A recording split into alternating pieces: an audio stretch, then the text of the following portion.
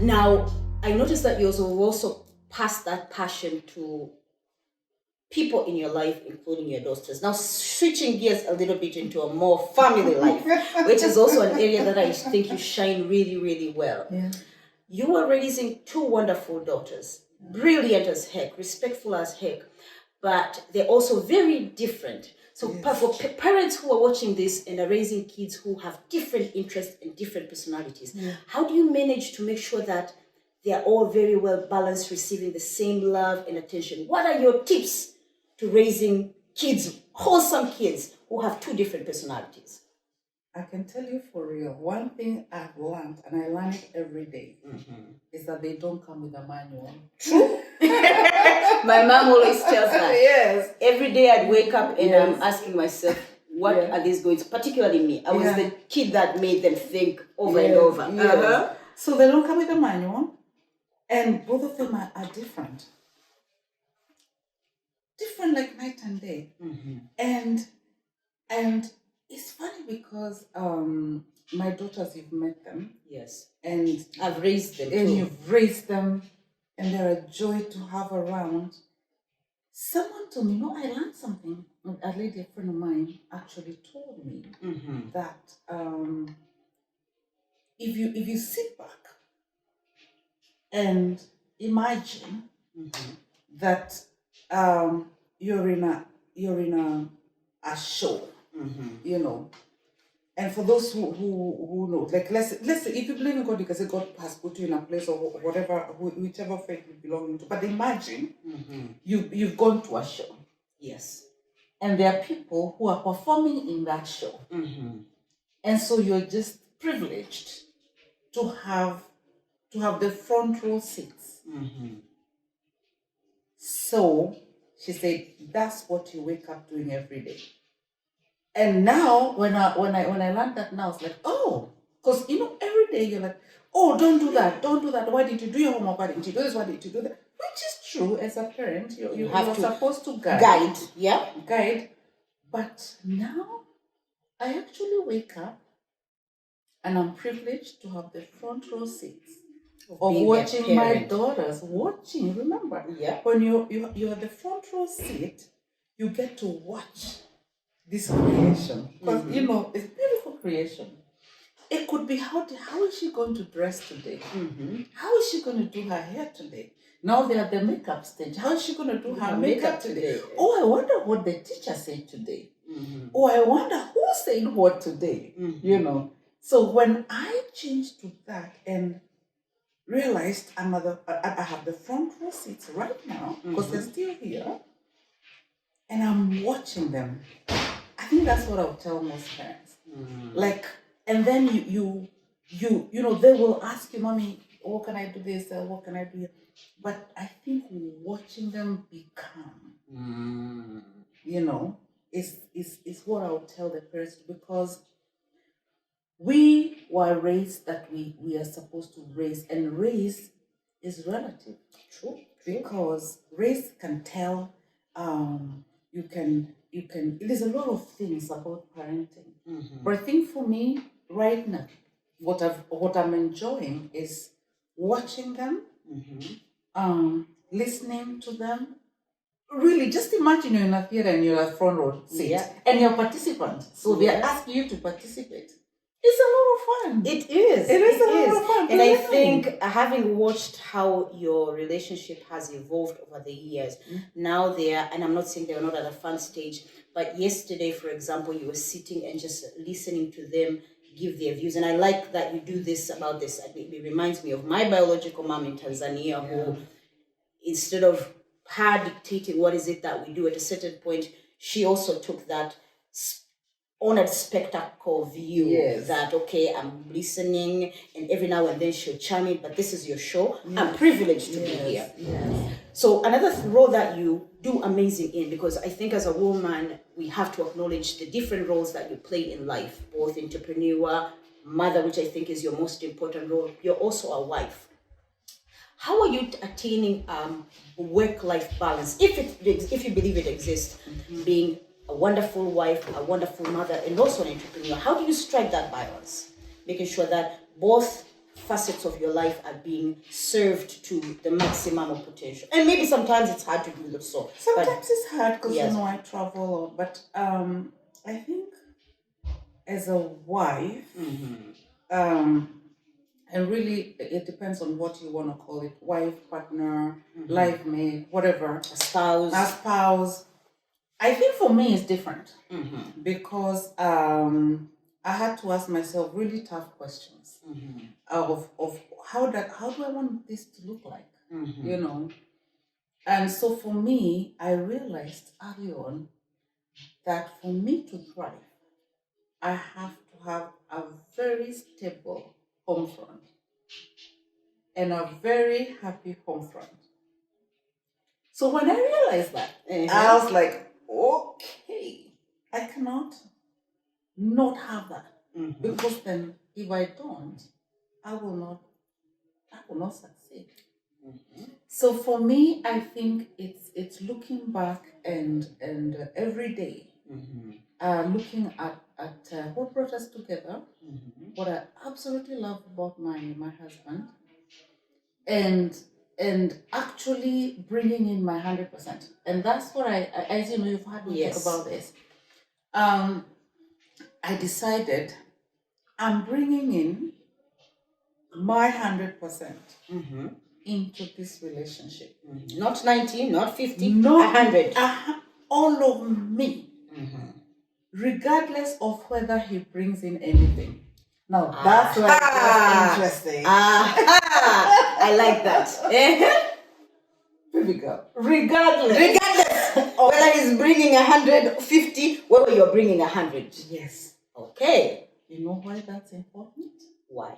Because it means as a unit, as a marriage, as forever, at any one time, you will always have 100%. This is profound. Yes. Interesting. At any one time, your home, your marriage, your relationship, your partnership, whatever you call it, will always have 100% because you can guarantee your 100%. You cannot guarantee someone else's 100%. True. So if he decides to bring in 5%, what are we going to have? 105. 105.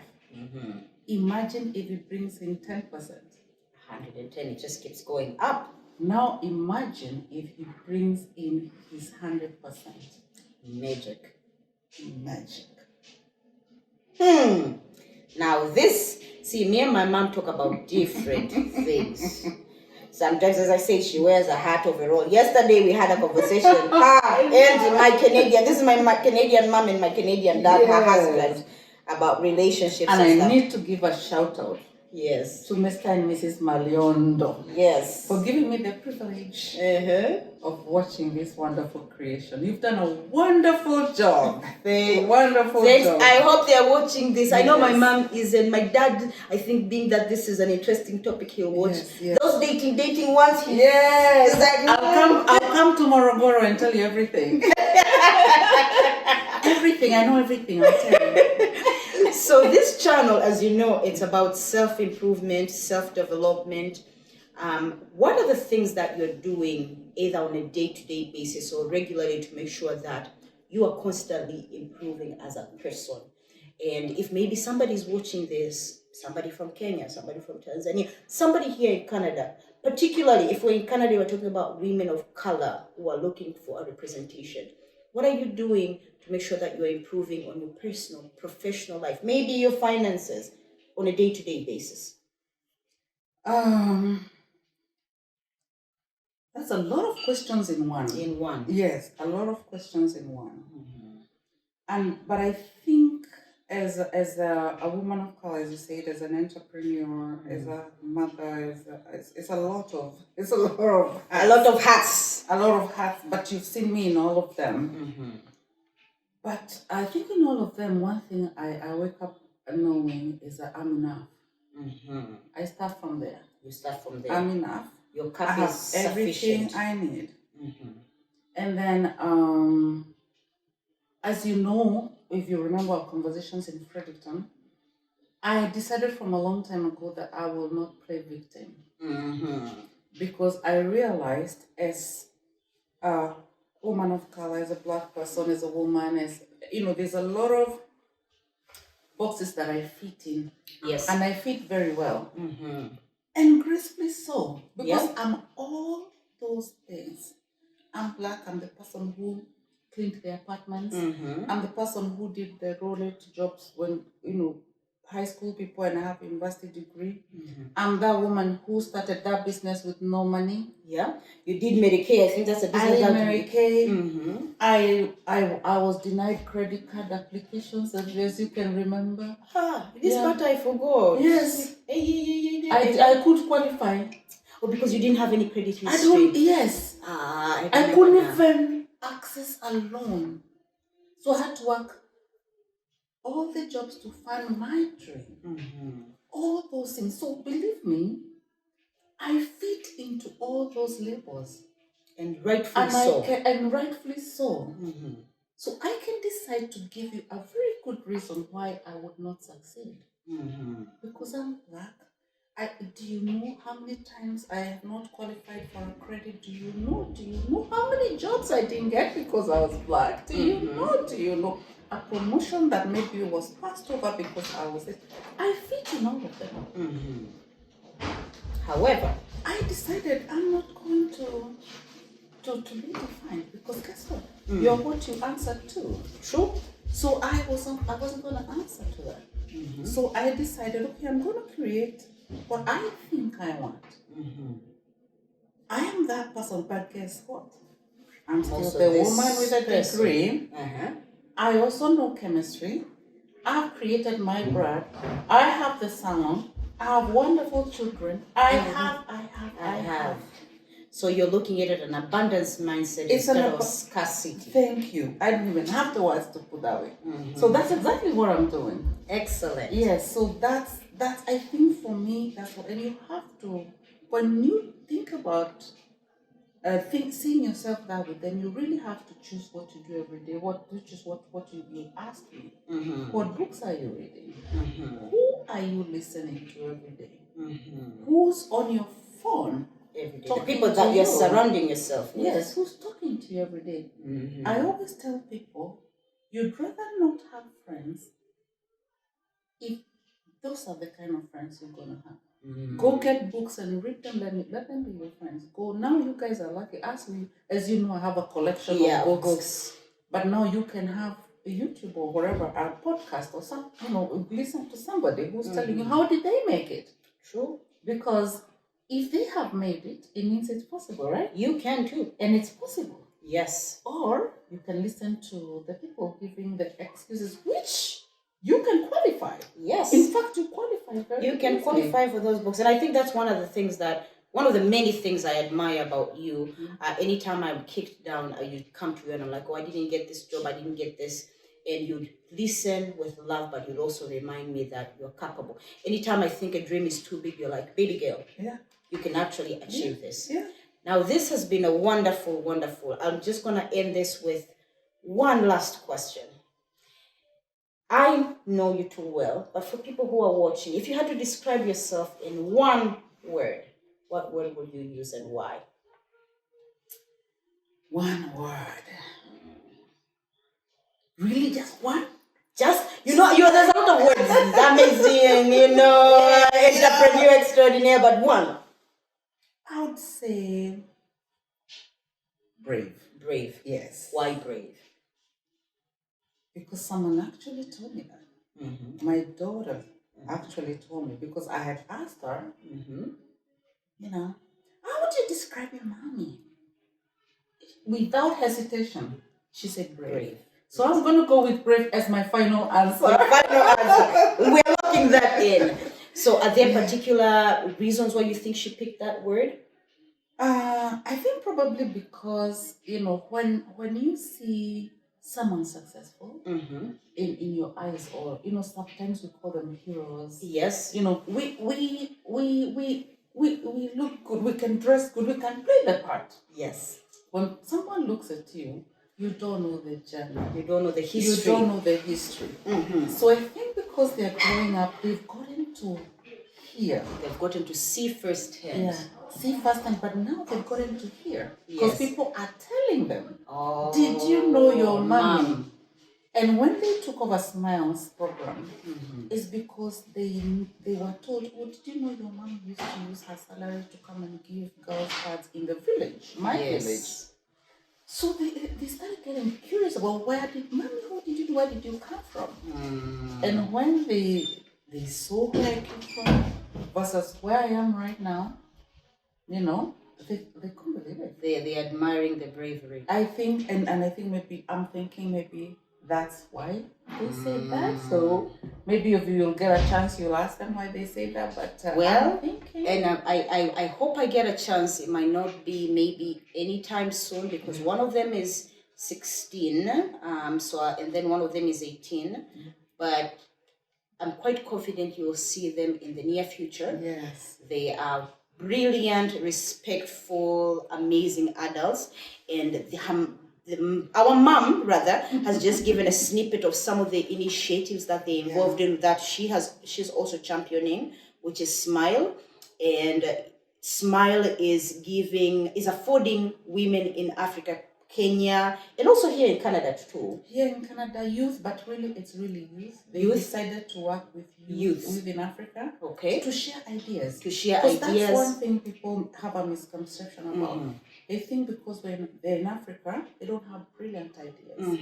So they say, Mommy, we want to know what they can teach us. And we want to know what we can teach them. So it's really a very nice symbiotic relationship. And you should just, even when they take their friends there, they sit down. And it would be simple things like, this is how we do this. This is how we solve this problem.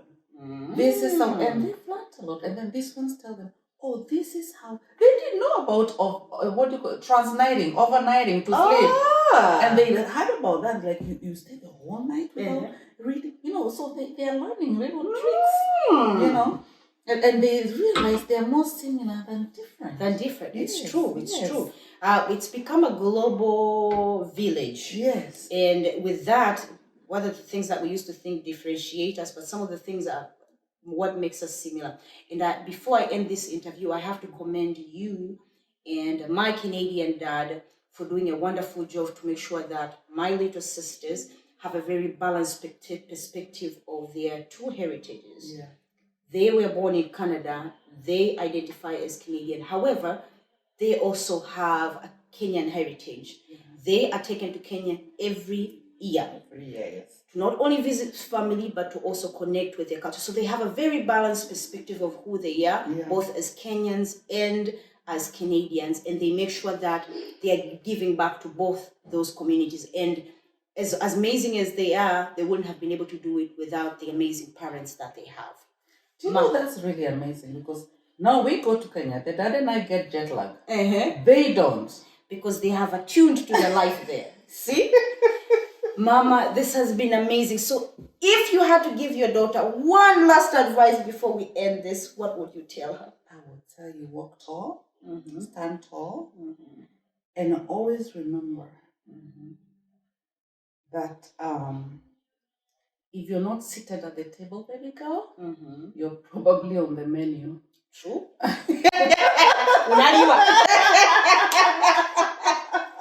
You're probably on the menu. People say you're probably, no. You're probably on the menu. So work very hard to be seated at the table. That's the only way we can change things. Amen. Yes. Amen. Yes. Well, as I say, this has been probably one of my most intimate interviews.